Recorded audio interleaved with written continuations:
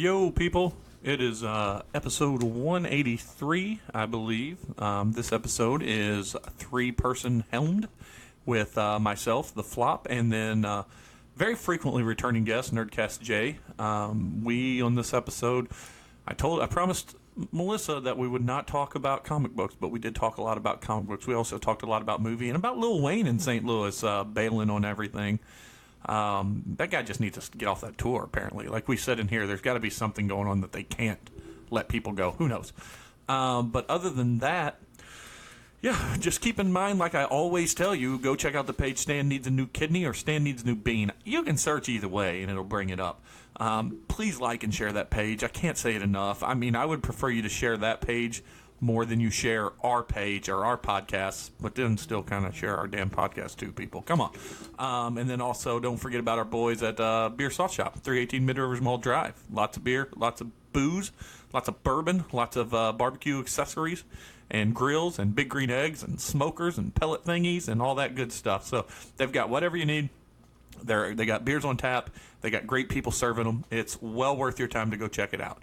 And I also got an inside tip that they're about to have pretzel buns for dogs and just pretzels and cheese appetizers, which is good. That's what my daughters will eat. And I've tasted them, and they're pretty darn tasty. So that's a behind-the-scenes scoop for you. Outside of that, I think I've got nothing at all except listen to the episode. So I'm going to play the bomb here in about 2, 1, now.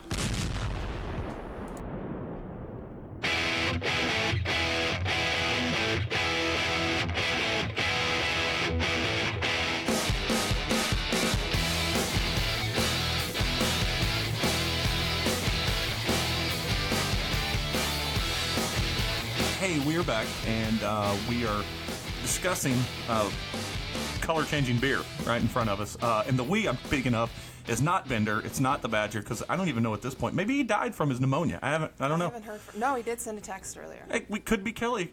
She could be keeping his body in the basement and just running like his social network to make people think he's alive. Regardless, he isn't here. But who is here? Of course, that other voice was my wife, Missy, the Flop. Hey. And then ever revolving guest, like the fifth seat, Nerdcast J. You've been on a lot lately. I have. Yeah, you're the comic book correspondent in the field, and now I guess you just set in on regular episodes now. Yeah, I guess when the other guys cancel, I'll show up. Yeah, which they do. At this point, you're more. You've been on more. We can reliable. You're more reliable than they are. I think the word she's looking for is reliable. Thank you. You're gonna have to forgive us. And this episode was never in danger of being canceled, but it was in danger of how much alcohol we were going to consume in this episode. And one of the reasons that Missy's brain may be operating a little slower than normal is last night. I was telling you earlier, we got fancy drunk. We went to 311 Wine House, which I've talked about on the episode before. It's in Old St. Peter. It's just a really quaint, good little small bar that has just the right amount of craft beer and the right amount of wine, and it's well priced, live music, and us and another couple had 5 bottles of wine. And we went into it with no dinner, and I was thinking we're going to get some appetizers, and we did, and their food's there pretty good of what we've had, but it did not hit Missy well. Yeah. I was tipsy. I knew I was tipsy, but again, wine, after 2 glasses of wine, it's there. Yeah. But Missy, on the other hand, spray painted a beautiful shade of purple on our white toilet last night after I walked in, I was up in my room, and my oldest daughter comes to the door and says, "Mom's puking."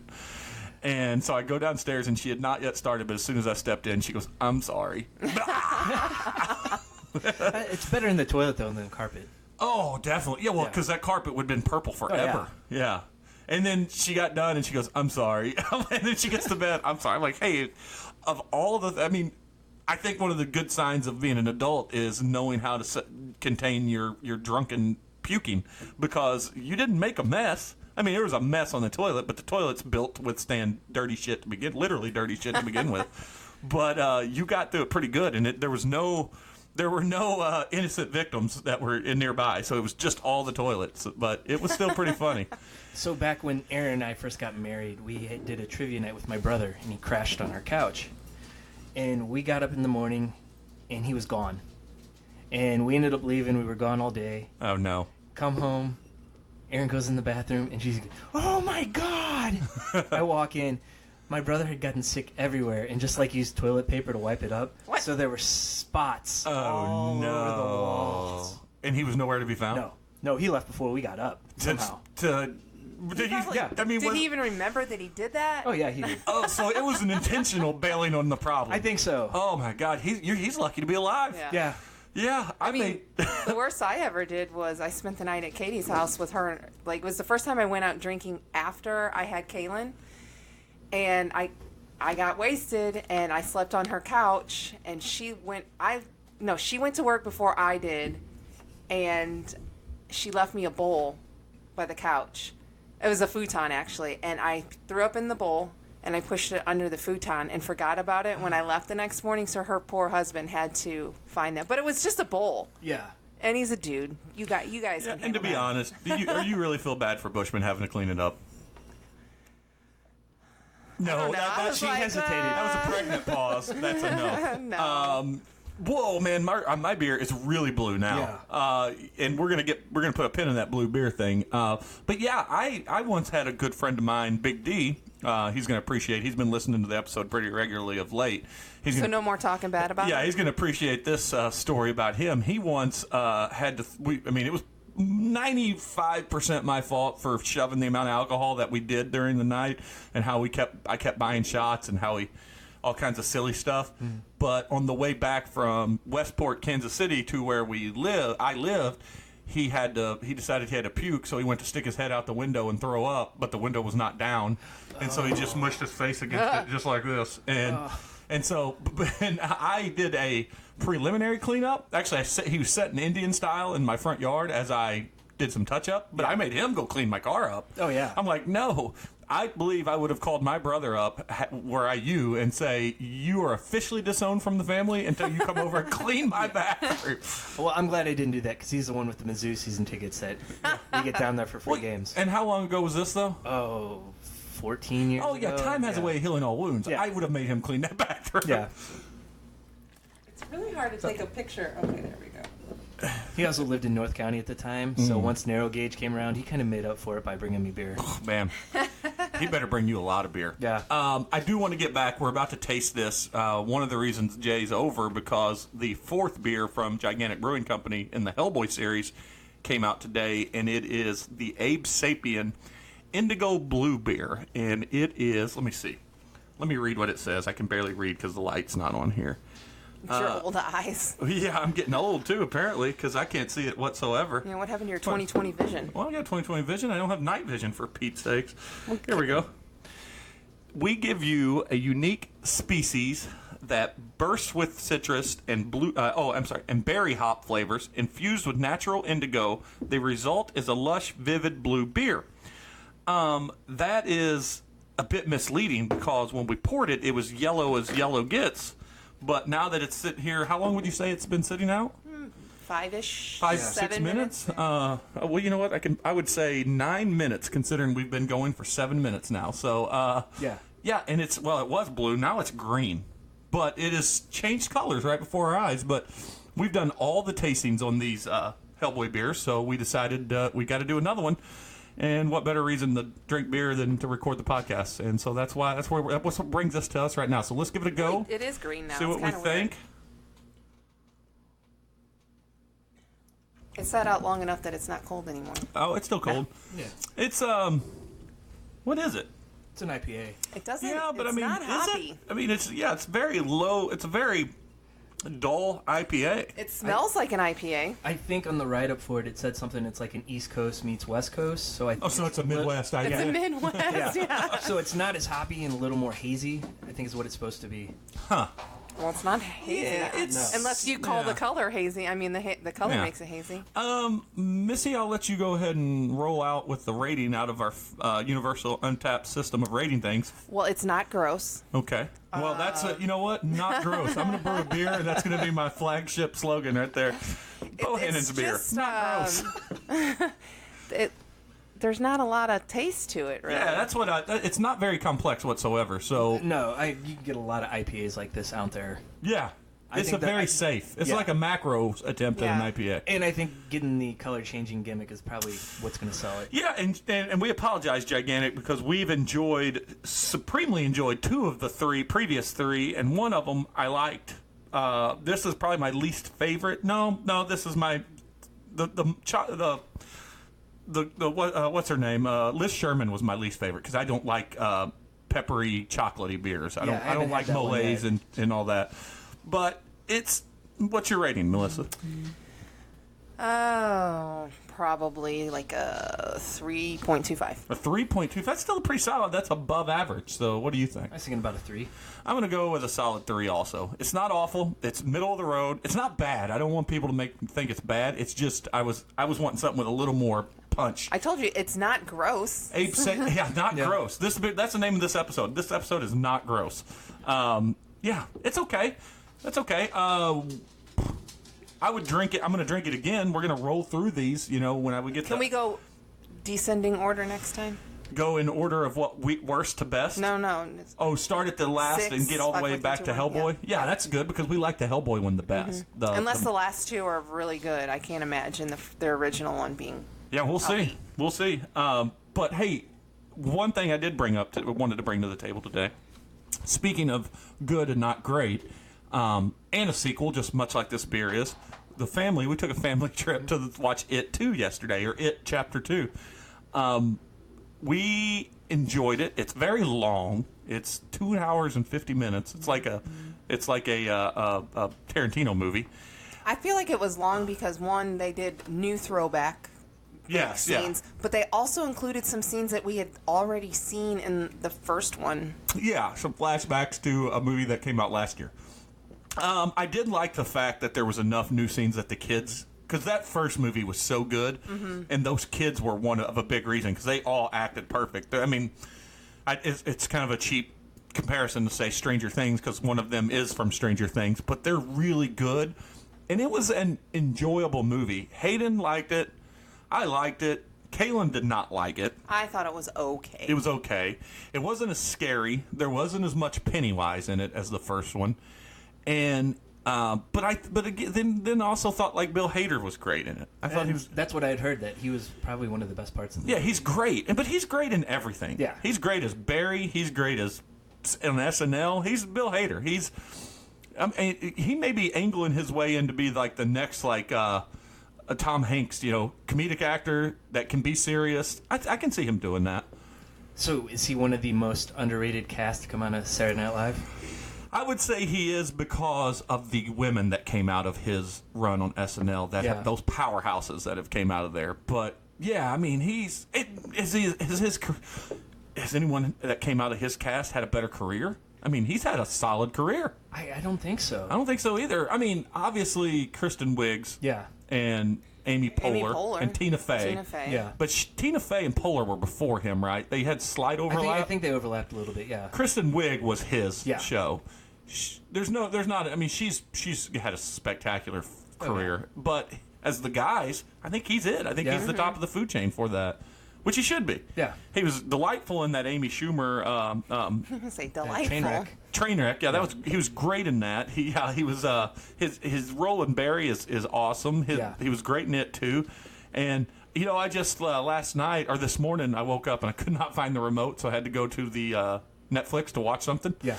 And I just put on Superbad because I woke up so early because the dogs woke me up to let me out. So I was like, I can fall asleep watching this. Yeah. He's great in Superbad. Yeah. He was one of the cops with him and Seth Rogen. And I had even forgot. I was like, oh yeah, that is Bill Hader. Yeah, I forgot about that. Yeah. So his Stefan, have you heard the stories about these? No. A lot of what they did, like with Saturday Night Live, they'd have the script prepared, but then the guy that did the Spider-Ham's voice, Jim Malamphy? Oh, Mulaney? Art Malamphy. Yeah. Oh, you're right. Yeah. You're right. He was a writer on the show at the time, and he would take those Stefan skits and change them on them. So he had no clue what he was about to read for a lot of the punchlines, and that's why he would start cracking up every time. That's fun. Yeah. That's fun. I've been listening. There's been a lot for whatever reason. It's pretty cyclical, and there's just a lot of them out there. But in the last month of podcast listening, there's been a significant amount of former SNL writers that have been on a lot of shows, especially Harmontown. And put a pin in Harmontown. We're going to come back to that in the Throw Missy segment.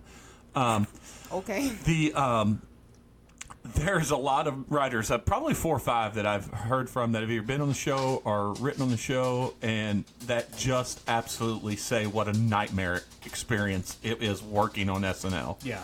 Like everyone, it's very rare that even on casts that get along, that the writers and the cast all like each other, and you have favorites, and everyone's out to get each other. Yep. And Lauren knows it, according to them, and he kind of fosters that environment. Like he wants that environment because he thinks it makes a better show when they're all. It's like a free-for-all trying to get your skit. I'm sure. Like, well, they backstab each other and they get yeah. political, and they'll get people. Writers will get other writers they fired. should have that. That should be a reality show. We should follow them. I'm surprised they haven't done that yet. Yeah.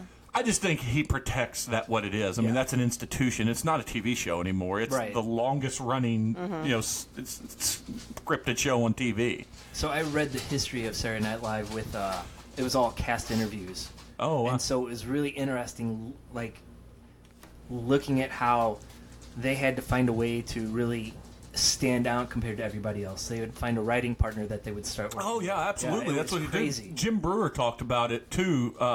He was a writer on there. Yeah. And talked about even Goat Boy and stuff. And he even says, he loves his times at SNL, but even he said that last year it was maybe the most miserable time of his life. Yeah. And he wrote a lot of his own stuff. Yeah. And it was miserable, I mean, it's crazy, I love, one of my favorite stories, though, of any interview I've heard, it was Jason Sudeikis. Yeah. Talking about the time Snoop Dogg was on there. Yeah. And he's got a great story, and they're kind of pitching him BS because he wanted to be in there for sketch pitches. And they were pitching him some of that stuff, and he goes, yeah, maybe we can do a sketch on this and stuff like that, and then we'll get done. We can smoke a doobie and maybe call a hoe or two. And he goes, and Snoop's realistic answer was, why call 1 or 2 when we can call 3 or 4? And they looked at him to see if he was going to break character, and it was serious as a heart attack. Like, yeah, we'll just get 3 or 4 hoes up in here. Okay, so along those lines, did you hear what happened yesterday with the Blink-182 Lil Wayne show? Yeah. Here in St. Louis, Yes. yeah. So I first saw it because one of my new favorite follows, and I'm actually not just following, I'm friends with him, and I feel like that we're buddies in real life. Rennie Knott from KSDK. Yeah. And Follows you? Yeah, back and forth. He's a fun person. Yeah. And he tweeted, he goes, so I guess Lil Wayne is not or I guess St. Louis will no longer be a fan of Lil Wayne. But I haven't seen everything. All I heard is he was kicked out of the Ritz-Carlton. Yes. And then he canceled his show. So, yeah, he was staying at the Ritz-Carlton, and there were numerous complaints about the smell coming from his room. Oh, it was a little dank. Yes. Yeah. So The rich white people are not used to that. Yeah. the hotel staff called up to his room and asked if he'd at least open his balcony door. Well, it's just not legal. Yeah. But I get why they'll probably allow a celebrity to do it. Oh, yeah. But you can't do it to excess. Right. Right. So he But took look it- at him. Yeah. Not because he's black, but because his face is tattooed. I mean, do you think when would you buy the used tour bus for him or Post Malone? I mean, look at those guys. I don't think Post Malone actually smokes weed anymore. Really? I think he probably is so inundated with weed in his life that it just naturally permeates from his body. So Lil Wayne took exception and went down and made a scene where they had to call the police in, Oh. and he had to leave suddenly. Oh. So Did he leave before the cops got there? Did they say? I don't know for sure. I've read a couple articles. They didn't really say. He left town. Yeah. Huh. This is not the first stop on this tour that he's canceled on. I thought after the first time he canceled that he was done for good. 'Cause that's He the way actually made said it he was leaving yeah. this show, yeah. He's a nut job, right? He's lost his mind, Lil Wayne. He's been shot a little too many times. He's the reason I didn't go see that show. Yeah, well, it turns out you could have. Did they replace him? Did they get an opening? Did I don't think so. I mean, they had another pop punk band. That was already on the bill? Yeah. They just got extended time, I'm guessing? Yeah, and, Neck Deep. Oh, yeah. Yeah. And I'm guessing Blink probably played a little extra, too, Probably. to make up for it. Yeah. And, speaking of I dank... don't think Lil Wayne's been shot. I think he was when he was a kid.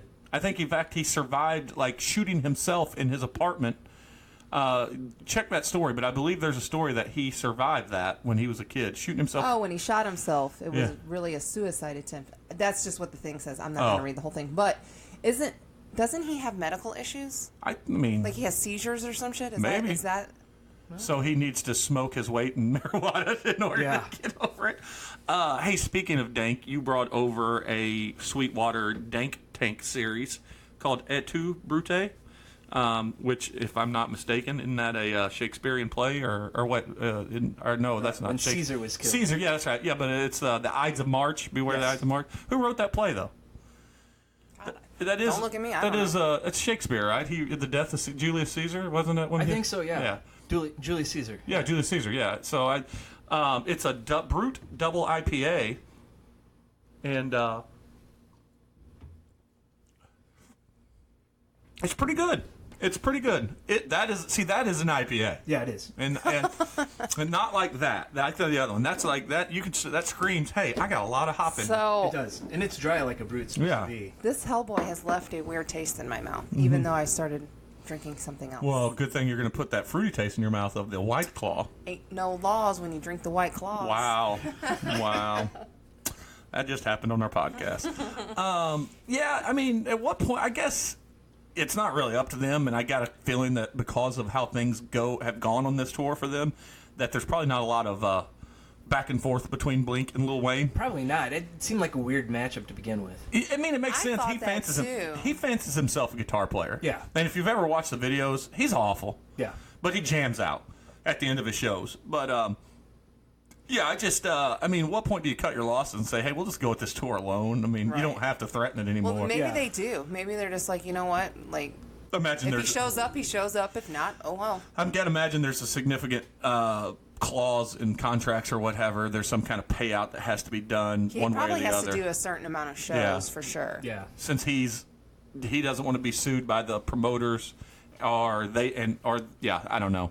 I'm this may shock you guys, but I'm not an expert on the rock and roll lifestyle or the music industry. Really? I listen to it, I'm aware of it, but I don't know the ins and outs. You don't give off that vibe. I know. I come across as like what was the old the Colonel? I'm the Colonel. I control Elvis's career. Yeah, so I would really like to say something snotty about how you act like you know everything, though. I think you just But did. I don't think wanted you, to be a little more clever. I think by saying that you wanted to say the joke, you pretty much said it. Yeah, I think Yeah. that's what happened there. With a little bit of letdown for us. Yeah, I know. Yeah. Yeah, if know. you did anything in that, you still insulted me, but you managed to disappoint our fans. Sorry. Our fan. Our fan. And we he's go- here. You and Phil. That's the list. I want to go back to it real quick. Oh, yeah, we didn't give it a because, review either, so let's give it a So- review as well. One, the guy that played Ben, the chubby kid. Yeah, who was Well, that? I don't know. I had to look him up because you know, in their original TV version, John Boy Yeah. played the main character, right? Was he the main character? Yes, he was. I never saw it. Oh, Okay. yeah. What was that guy's name? But you know who John Boy is, right? From Little yeah, House on the okay. Prairie and all that. Yeah. That's who that guy Oh, the looked Waltons. like. The Waltons, not Little House. The Yeah, Waltons. whatever. But the guy that played Ben There's a little bit of- looked like him. And so I had to look him up. They're not related. And two, You usually win that game. That's the I first time it usually didn't do happen. win yeah. this game. Two, I thought the movie was filmed pretty dark. So it was really hard Yeah, to see the black guy's face a lot, which I was kind of disappointed in because it took It's a me a little long. racist. No, Yeah, it's that's where we're going. How long did it take me to figure out who he was, though? Once they put him in the actual daylight, Yeah, I was and- like, "Oh, that's the It was- Old Spice guy." it And was she the Old goes, Spice guy. or Jeremy said, "I don't think so." It is. I just It is looked the it Old up. Sp- It's the Old Spice guy. Yeah, and it's good to see he's not typecasted as a fragrance actor alone. That Yeah. he actually gets Or an equestrian. an equestrian. Yeah. His name is Isaiah Mustafa. Huh. Never mind. I had a Mufasa joke, but it was going to go nowhere also. See, just nothing but letdowns today. Hey, speaking of weird commercials, well, I got two notes on two commercials. Have you seen the motor tour or the motors half man, half motorcycle No. commercials? It's a oil commercial or something, and he's half man, half motorcycle. And there's like 2 or 3 of them, and they're creepy and oddly funny. Like, he goes, "Do you not like me?" He goes, "Do you ever get tired of being a motor tour?" Or I think that's what they call it. And he goes, "Do you ever get tired of being alive?" And it's just weird stuff. We also came to a revelation because we had to look it up. There's been some debate in our house, not an argument, but we've constantly tried to figure out what Cheryl says at the end of her She Shed commercial. And where her husband says, I'm getting a new she shed. Yeah, She Shed. And her husband goes, "Well, that's great news." So hey, we had to look it up to see what she actually says. Yeah. What she does say, a sheer share, she shed. It's a French word for fancier. Oh. And Okay. the couple we were out with, Michelle, she knew what that. She goes, "Yeah." She says, You know what that means? Yeah. She's she's she sheer. fancy. Michelle is fancy. But yeah, we had no clue. I told them, I made the joke. I said, I just thought Cheryl for a brief moment had a stroke because she just says she shed over and over or something. But no, it's sheer share, she shed. Something like that. Yeah. Well, she says she shed. So it sounds like 4 words total, but it's just 3. Yeah. Sheer. She shares like a. Or however you say it's it. It's 2 words squeezed together and it means fancier. I see that coming up on a future trivia, probably. I think so. I think we've got it. I mean, that's how you get good at trivia. Oh, yeah. You look that. I mean, I had to go find the script on Reddit in order to figure out what they said. I'll use all the tools available. So, I did have. I was about to go into one more thing off of it, but then I got really fixated on the she share. Oh, did you see the tweet of James Gunn did for the cast of Suicide Squad? He's playing into my heart with Peter Capaldi, Nathan Fillion, Michael Rooker, bringing him over, John Cena. Yeah. I can't wait to find out who all these people are. Yeah. We know Speculation's going to run wild because those guys could be anybody. Taika Waititi. Yeah. Who I'm guessing he's going to have a voice. Yeah, CG. Yeah, makes it because he was so brilliant from Thor Ragnarok. Yeah. Even not Korg. just directly, but Korg. Yeah, and then Idris Elba is going to be. He's replacing Will Smith. See, I've heard he's going to be Bronze Tiger. Oh, that would be even better. Yes. Oh, that would be awesome. Yeah. Yeah. So that's exciting. Yeah, because I was explaining to my kids, we've shown them Suicide Squad, so they get the general idea. But they were asking, where's Deadshot? And I said, well, he might not be needed for this mission. That they rotate the characters, so you could have anybody show up, really. Also, we saw the... I've seen it in French or whatever, but we got to see the American teaser, the It-style teaser for Birds of Prey. Okay. Which, if you've not seen it, I haven't yet. It looks like it shows Warner Brothers, and then a bunch of red balloons come up. So you're like, oh, and our daughters were tricked. They're like, oh, it's starting, and it's not. Harley Quinn comes up and pops all the balloons and goes, enough with the balloons already. She says enough with the fucking balloons. Oh yeah, the fucking balloons. Yeah, it is a red band trailer, and then it goes in and it shows. A bunch of stuff, and she goes, enough with the fucking clowns is what she says. Yeah. So which is, a double entendre for her there. So they haven't released that online. They were going to only do it with the movie. Yeah, well, you can find the British or the French one that leaked out. Okay. And our Chinese or whoever it is, those are vastly different countries. But What? They are? they don't even sound similar in language. But I didn't know the real name of the movie because it says Birds of Prey, and then it was all in a foreign language. But it's Birds of Prey: The Emancipation of Harley Quinn is the name of the movie. Okay. And it's Birds of Prey stacked, and in that little space, the of is where it's written Emancipation of Harley Quinn. That's cool. I'm excited. Yeah.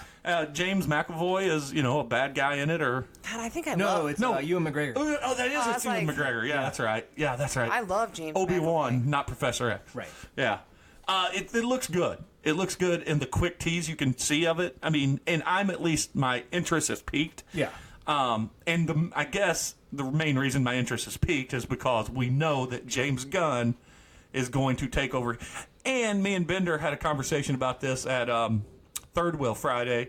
Well, we just, oddly enough, we just both happened to go to Third Wheel at the same time and did not plan it. I was going to say, where's my invitation? Well, I was there to meet Andrew from the beer sauce shop. Yeah. And Bender just walked in, and I go, well, that's weird. Yeah. Of all He's the gin joints in all stalking the you? world, he had to walk into mine. Yeah, he is stalking me. But, so we were talking about it with J.J. Abrams coming over to Warner Brothers with that 1 million picture deal. Yeah. And he's not going to take over the DC universe, they said, but I got a feeling. I've seen that he is. Yeah, I've got a feeling that he's going to start running the ship. You know? Yeah, there was speculation a month or two ago that he was going to do Green Lantern and Superman. I'm in. Yeah. I'm in. He had a Superman script from, I think, the 90s, and apparently it was pretty bad. You know what? Yeah, I bet his wasn't the Wild Wild West one, was No. it? Okay, that was the That was what notorious- they wanted Kevin Smith to do. Yeah, and that was insane. Yeah. And they ended up making the movie Wild Wild West with the same script. Yeah. It's weird, and it sucks for Kevin Feige that these people are leaving the Marvel Cinematic Universe, and it's got nothing to do with apparently Kevin Feige, but everything to do with how hard it is to work for the mouse. Yeah. James Gunn is a massive loss, man. Oh, yeah.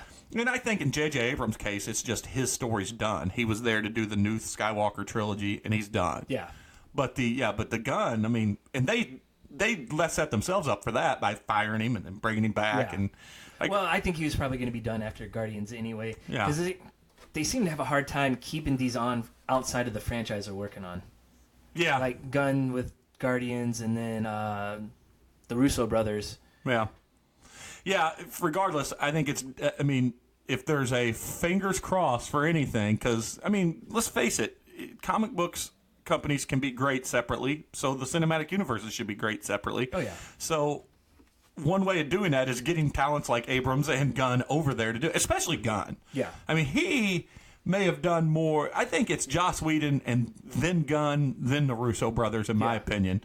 And people are going to argue, well, the Russos did the best Captain movie and the last two Avenger movies, but there was a lot of stuff there already for them. Yeah, and there was no risk with those movies really compared to Guardians. Yeah, Guardians was a massive risk, and arguably the best. I mean, we'll see how the trilogy goes. Could be arguably the best trilogy out of the whole Marvel it's possible. universe. Yeah, I enjoyed it. So, Yeah. So along those lines, AT&T's talking about what they're going to do with DC going forward, because they're the parent company that owns DC. who is AT&T? Yeah. They bought out Warner. Yeah. I thought it was. So they're struggling because the comics don't make money and they don't know what they're going to do with them. Well, I mean, if we go back to what Rob Liefeld, DC's about to go under. And there's a false amount. We've talked about this on the comic podcast too. There's a false sense of how much money Marvel's actually making if you break down per issue as opposed to and break down per cover. I mean, they're bullies is what they are. Them and Diamond are bullies, and it's not really a sign of success for what they're doing. And they live or die based on whatever the movies are doing, on how the comics do. So the big two have problems. Yeah. Independent comic is thriving. And you know, I had Jim and Ben from Butcher Queen and Rough and Tumble in here, and Ben Sawyer, he talked a little bit about how the independent comics have actually grown over the last few years. And that's just not the case in the top 10 of the big ones. And they still have good comics, but like, if you sell 150,000 copies of a comic right now, you're doing great. Yeah. In 1992, X-Men sold 6 million copies. Yeah. And I know that's the anomaly, that's the outlier, but even pre-Authority Code, there were million copy book comics being sold. So it's a little silly. I mean, it's, So do those current numbers include like digital? Oh, boy, I don't know. I don't know. That's what I'm curious about is what digital has done to them. They also throw in, you got to remember, too, they sometimes, they do give away a lot of free digital copies, too, when you buy the cop. So I don't know. I guarantee if you sell your comic and you get a free download and say download it, they count that as two. I bet they do. Yeah. So AT&T is, from what I've heard, they're looking at 3 different routes. Selling off DC Comics. Oh, boy. That would be big. Yeah. There's been a lot of talk about, Walt Disney buying them anyway. Oh, yeah. I don't know if I could handle that. I don't think so. Yeah. The second thing I heard was they run as is, but with reduced money. And so they've already cut so many titles and cut titles, cut staffing. Yeah. You'll probably see the end of exclusive contracts. Which makes sense.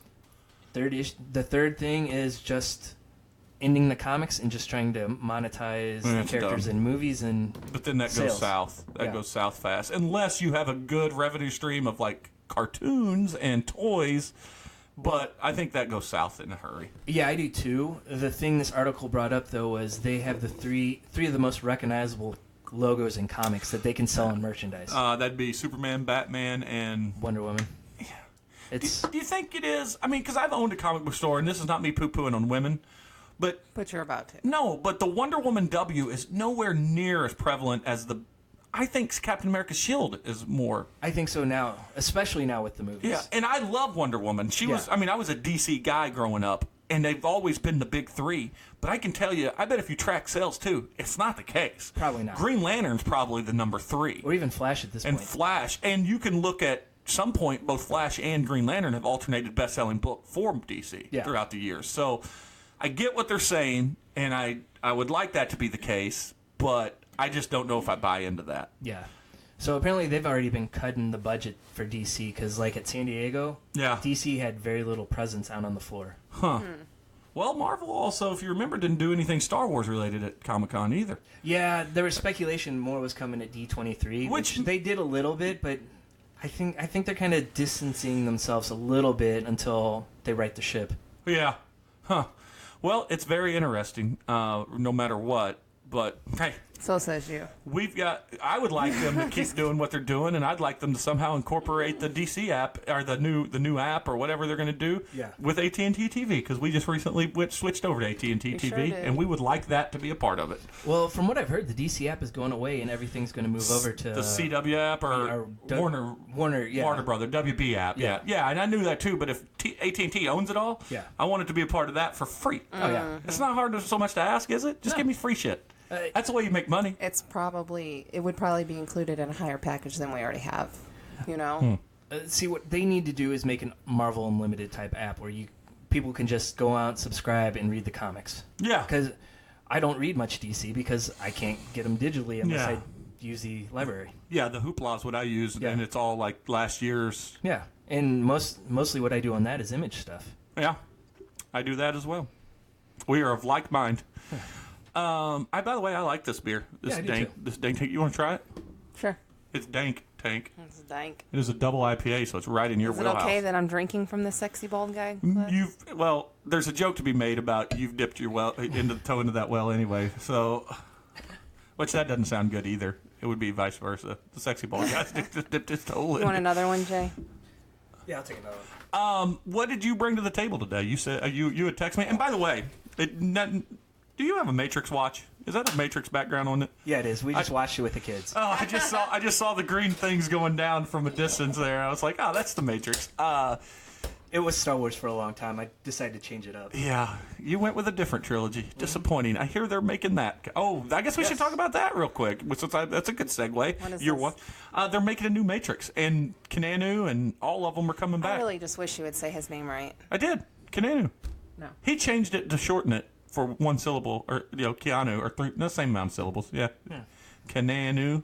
Yeah, Can you just give the man respect? I think that his name is could kick your Keanu, ass. and I don't know about that. He's a good guy, but man, he's getting up there in the years.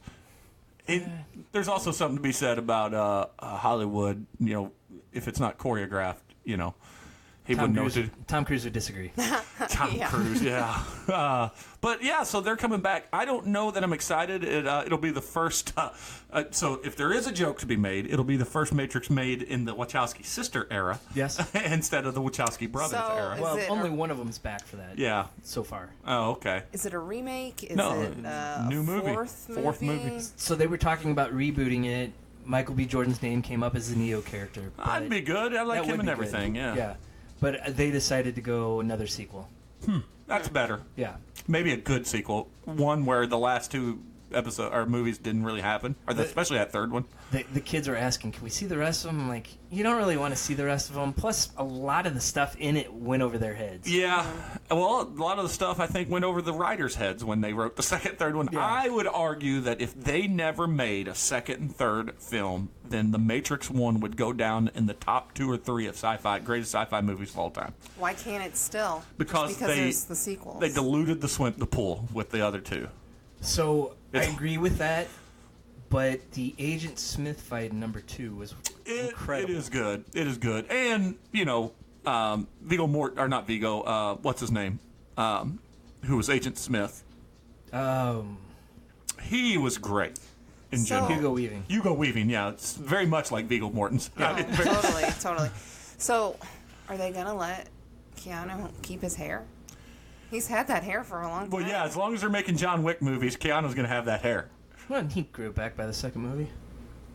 Really? I don't know. I think so. I don't. It's been a long time. He's got it in Bill and Ted, the new one. So I'm interested because you had Bill and Ted on yesterday. it's such a great movie.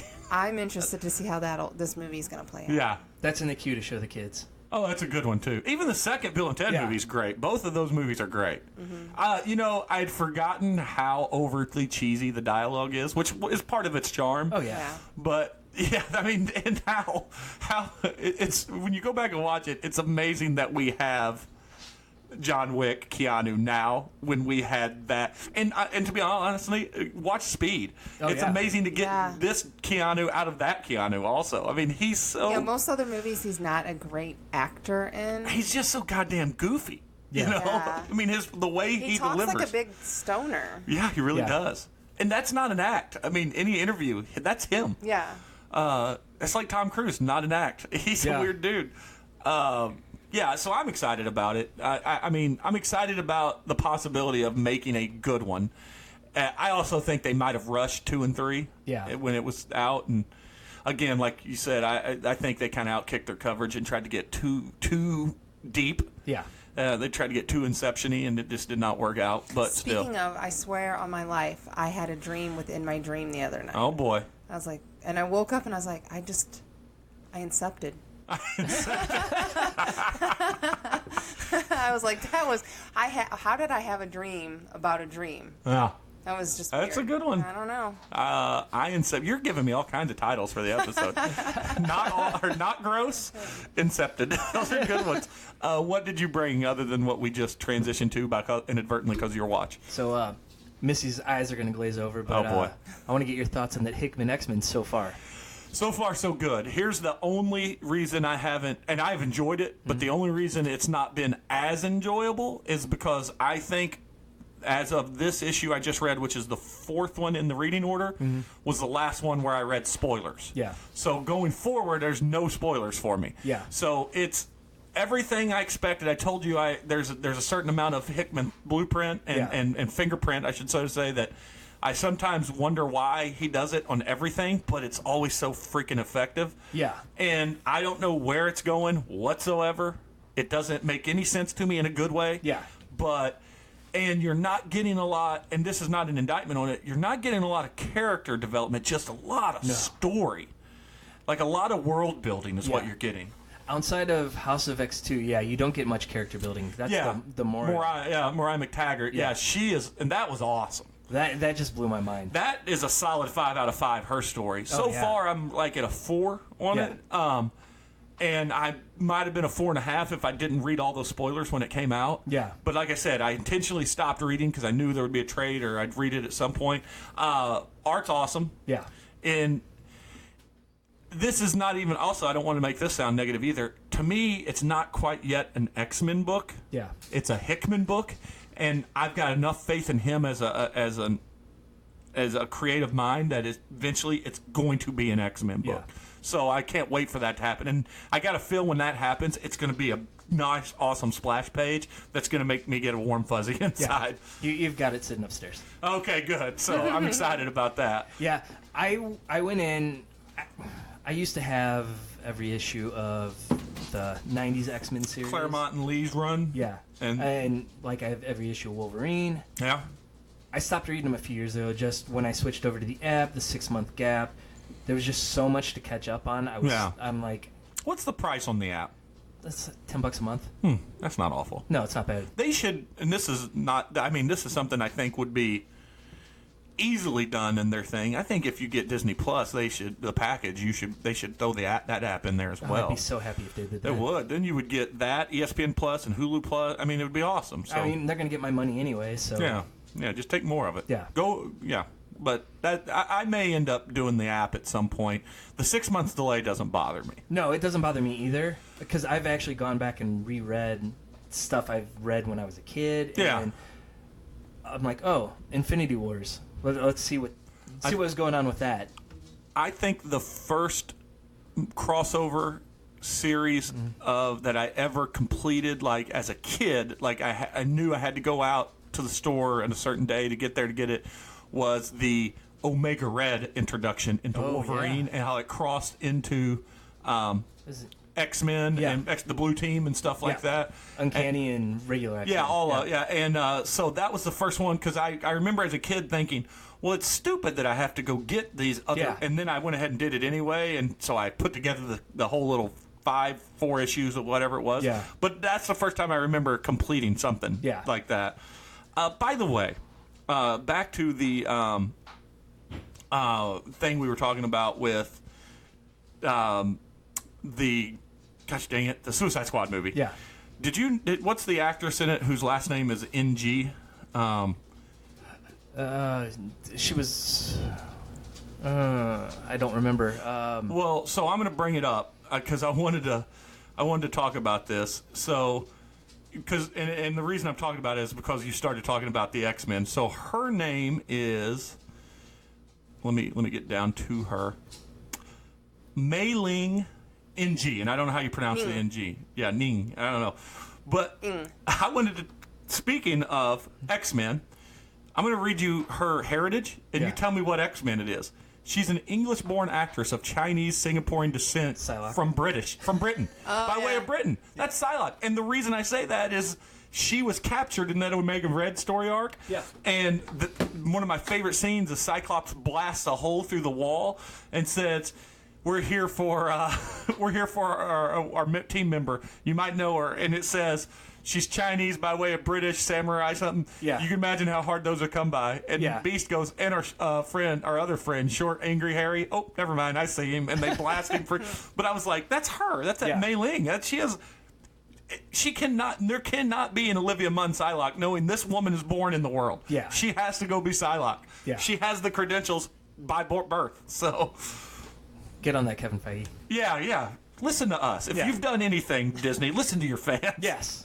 Just these two, though. They know what they're talking about. I don't think there's a comic book fan in the world that would not agree with me on that actress. I mean, she is a layup to be Psylocke. What else did you bring? So, back to the X-Men. Oh, yeah. So I the first time I read the first issue, didn't care for it.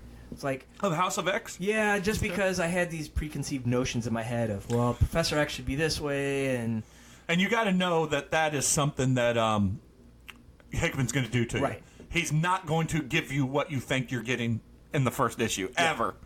So after 4 issues, I've gone back and reread everything pretty much every time I pick up a new issue. Which is smart because there is a lot of words, and it is dense. And then you go back and you're like, oh, that makes sense why they did that way. Yeah. So, if you don't get it individually, pick up the trades, read them in the correct order. Yeah, the correct and it'll order make a lot more sense than waiting every week to get the next Trust me, read them in the correct order, and if you haven't seen it, the order also does not make sense. No. It alternates. It goes House of X, Power of X, House of X, Power of X, Power of X, House of X, House of X. I mean, it does. It's like how they've done it is weird, but I think it's going to make sense cohesively when it's all said and done. It does. And it'll be one of those things that, yes, I'll go back and reread it as a whole. Yeah.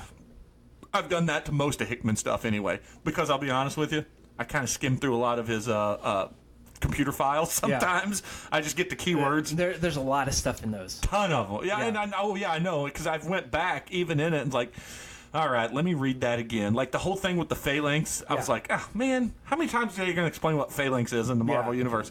But his is different. So. And so when they have the Moria timeline, I have that open. That is awesome. I'm rereading some of the issues. That is awesome. It lays out everything that happens in her life. That makes me want to see what his notebooks look like when he's brainstorming ideas. Oh, yeah. Because when to just think, I mean, this is not a spoiler, but Moria is a mutant with the ability to relive her life every time she dies, and with the knowledge of that life she lived before.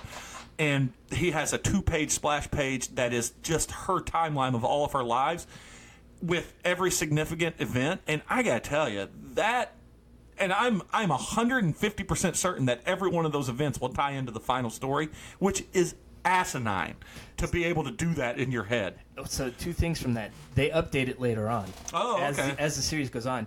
And if you look carefully, Life 6 isn't listed there.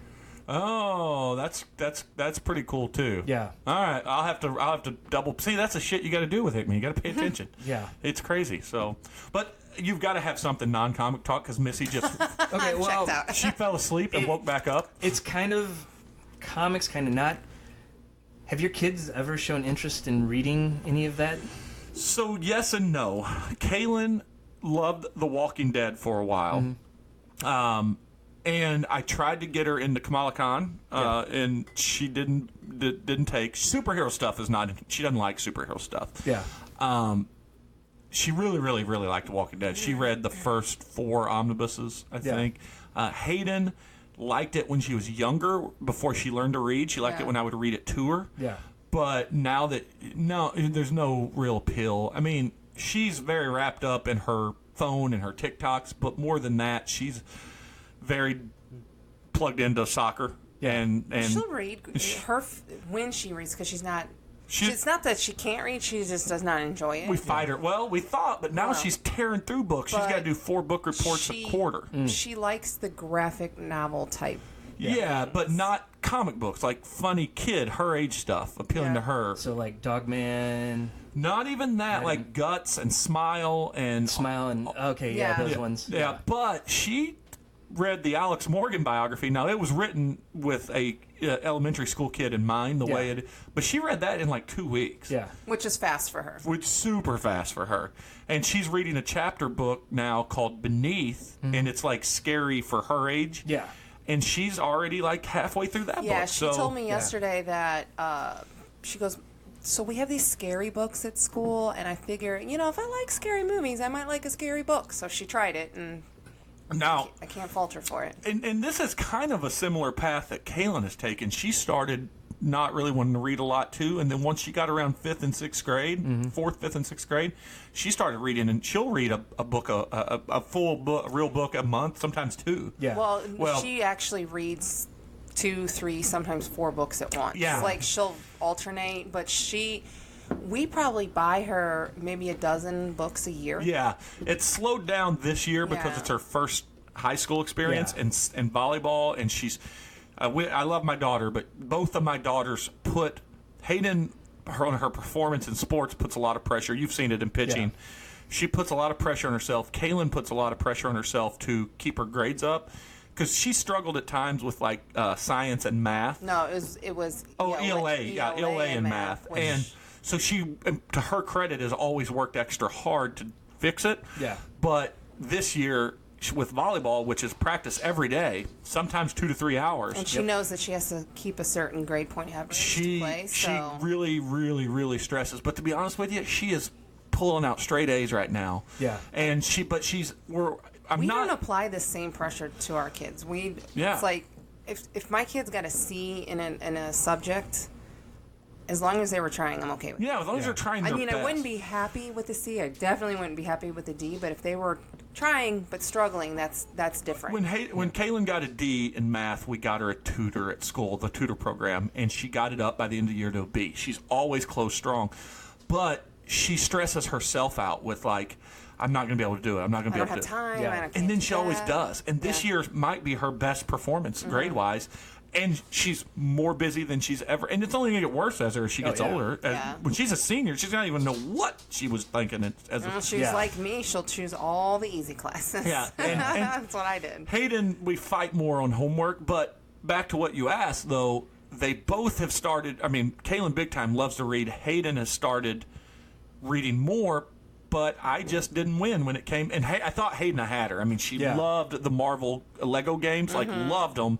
She loved Marvel Legos in general. She goes to the movies with me. She does all of it. Just can't translate it into the comic books. What about your kids?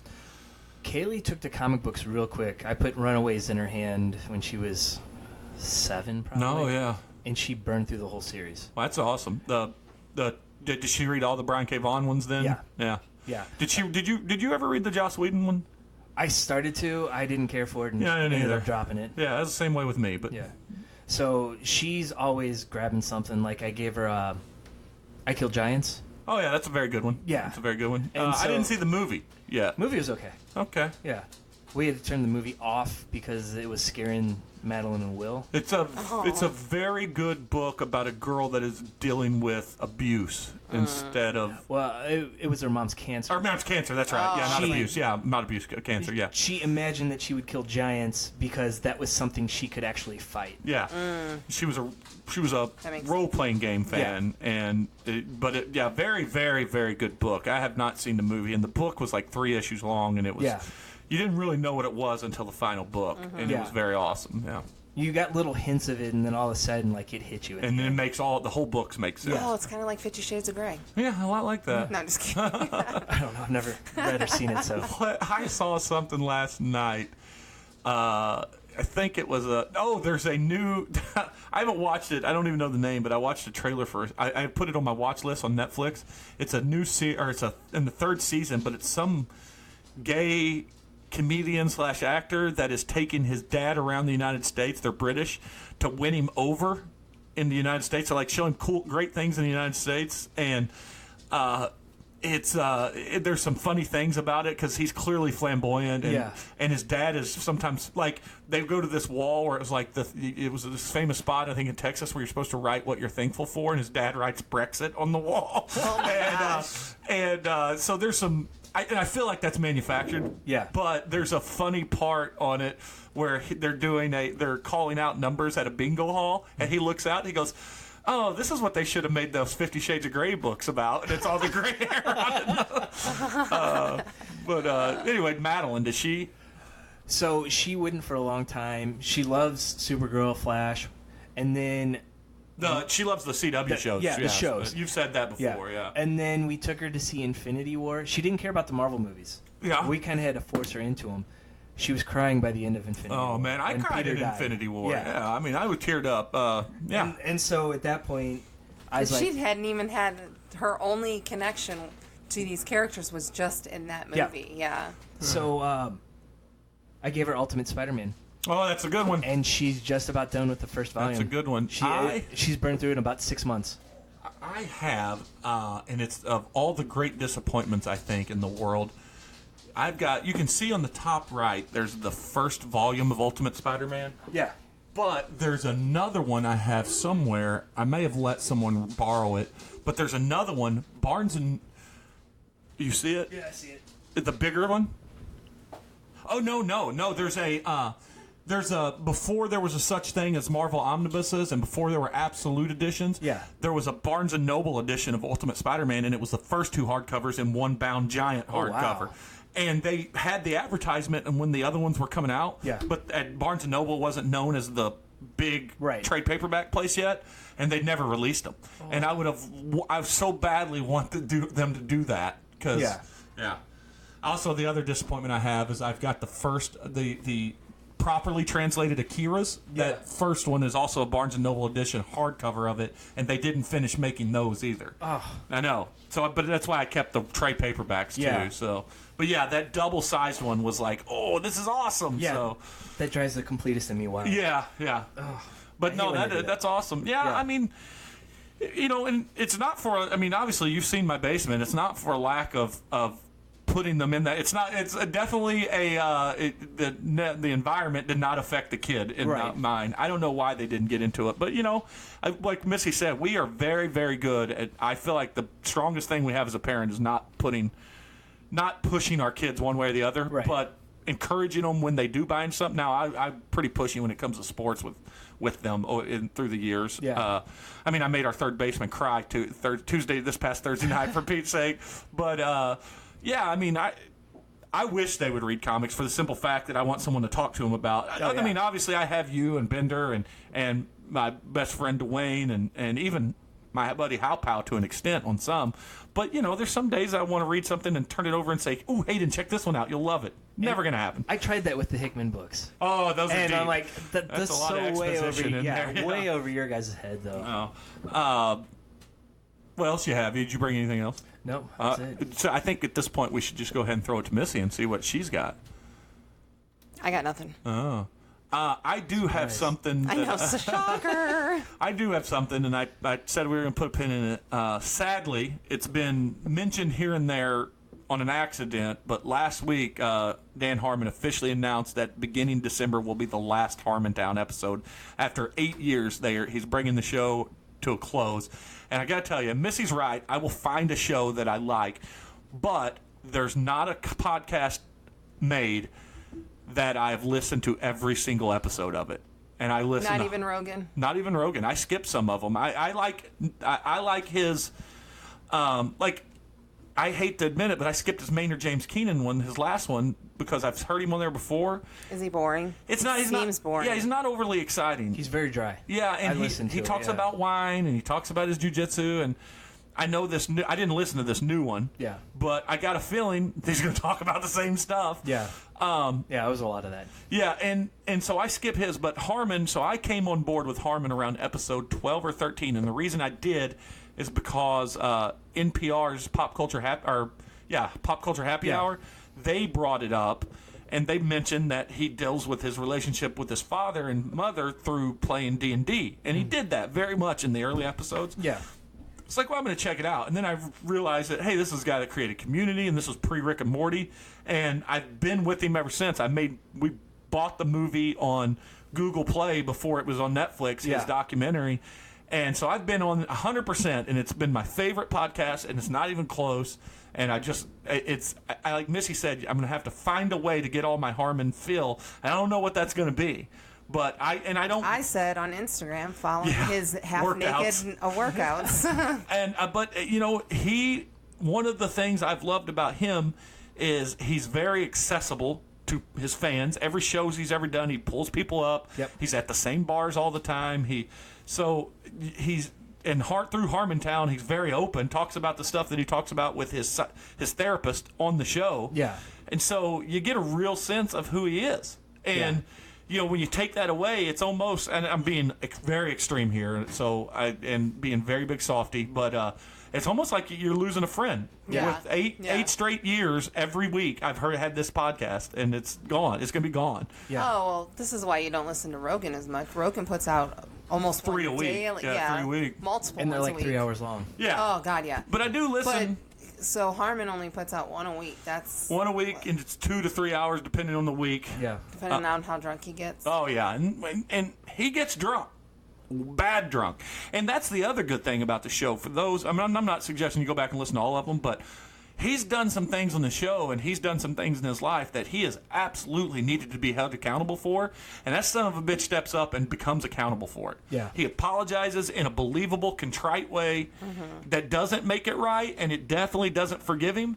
But you can at least, forgive what he's done, like when it come to harassing one of his employees because he had a crush on her, or his divorce with Erin McGaffey. He owns up to why he was a bad husband with her, and he makes he doesn't sugarcoat his life whatsoever. So the issues that he had in his first marriage, is he going to continue that into when he gets married the second time?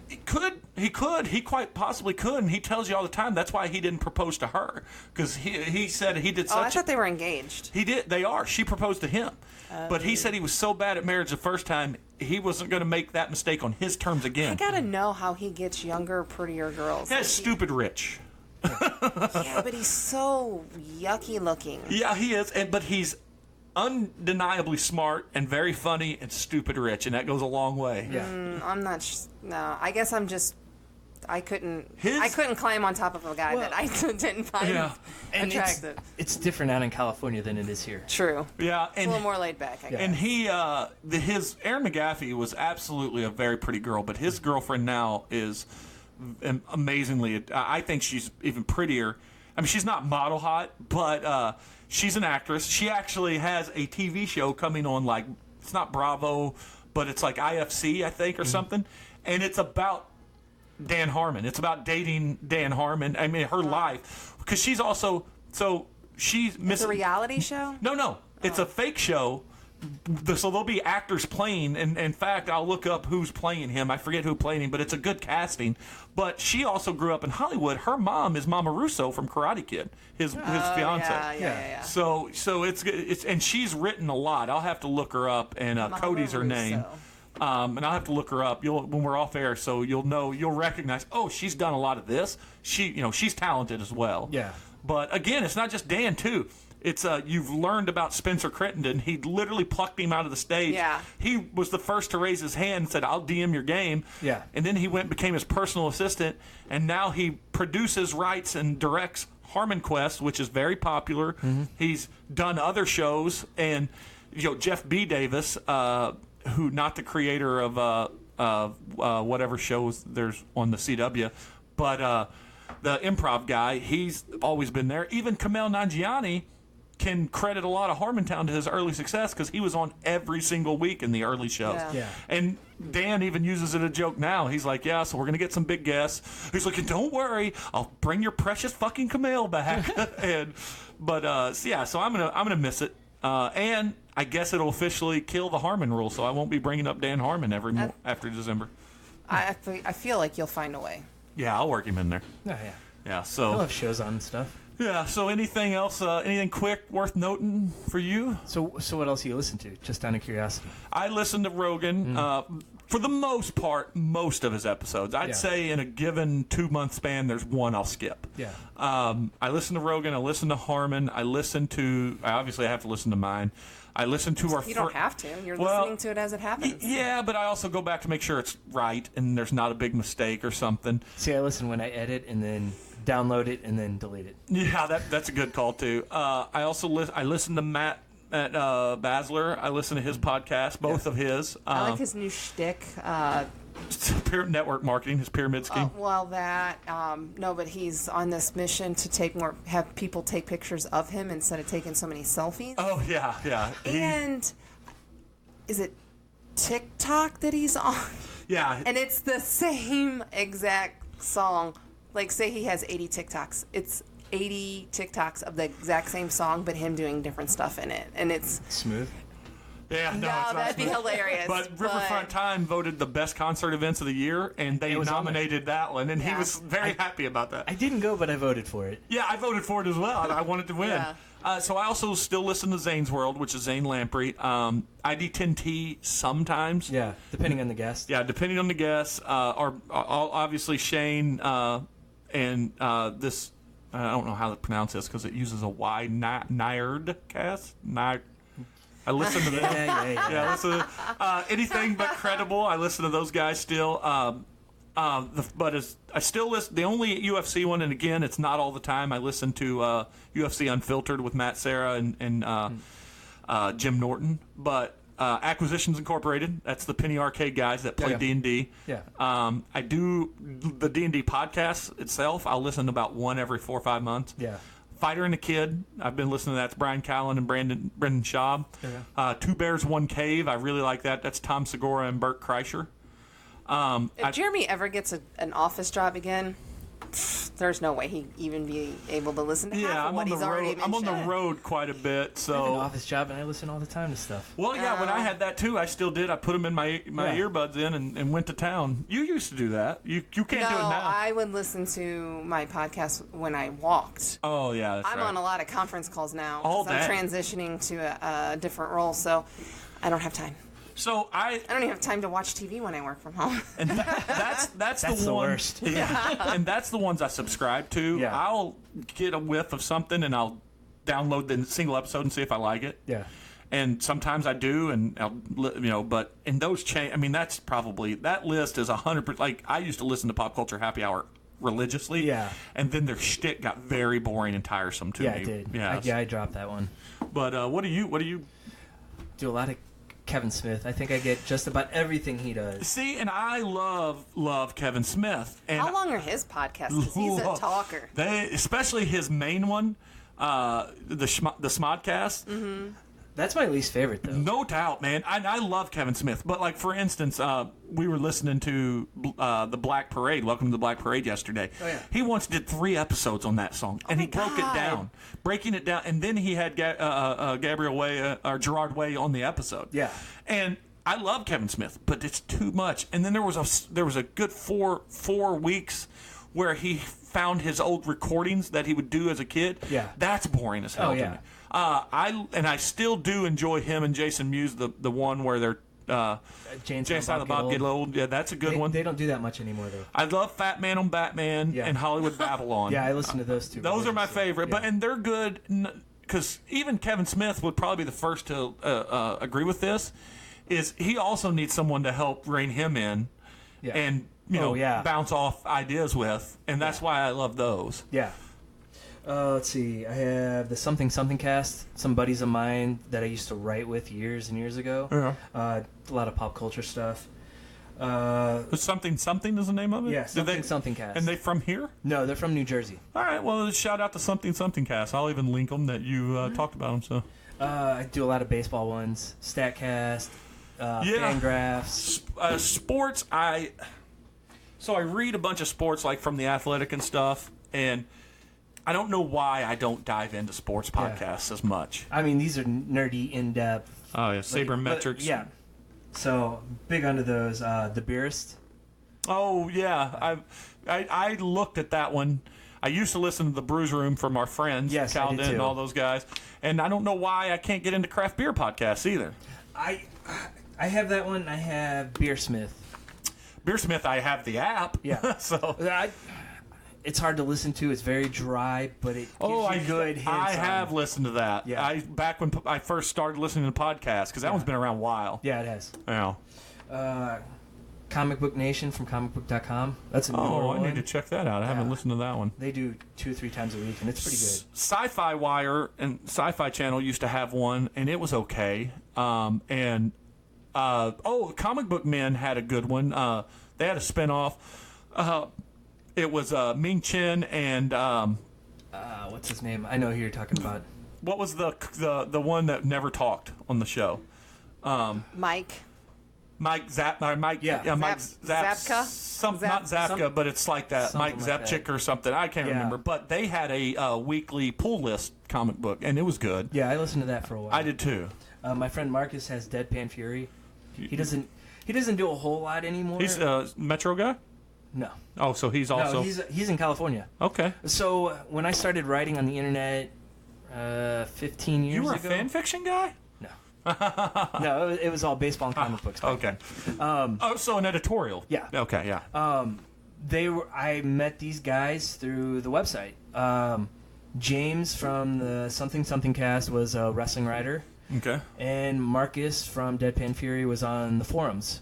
And there was a very close-knit group of people on the forums, and Yeah. we're friends on Facebook, and we've talked ever since. Well, that's cool. So yeah, Marcus has been on our show. We've been on his show before. Skyped in. Yep. Yeah. I'll be darned. So yeah, I got a lot of other just random stuff. And I download a bunch and then don't yeah. listen to a Or bunch. I've subscribed to a lot, and just based on the topics, I'll listen to them. Yeah. So I get that. Well, we shout out a lot of podcasts on here. What were you about? Do you got something? Nope. All right. Well, I guess that means we're done. I guess so. I mean, we just barely went over an hour. We've been going an hour and a half pretty regularly, but yeah, I think we got 2 kids upstairs, and Oh, I do have something to add. The little bit of beer that at the bottom of Hellboy- your Abe Sapien, yeah. Yeah, it's almost the same color as like Listerine. I'll be darned. Like, it's green. It's weird. So weird that it's green. Not going to get you out of a ticket though if you try to use that to cover the beer. Drinking Listerine, officer. But promise, look at it. It's Listerine. Well, there is no Bender and no Tom, so Jay, you can sign off, and then Missy can close it. All right, I'll be back. All right, yeah, you definitely will. You definitely will. Bye. All right, we're playing the music. What was the? There was something I was talking about. What was it I was talking about on the?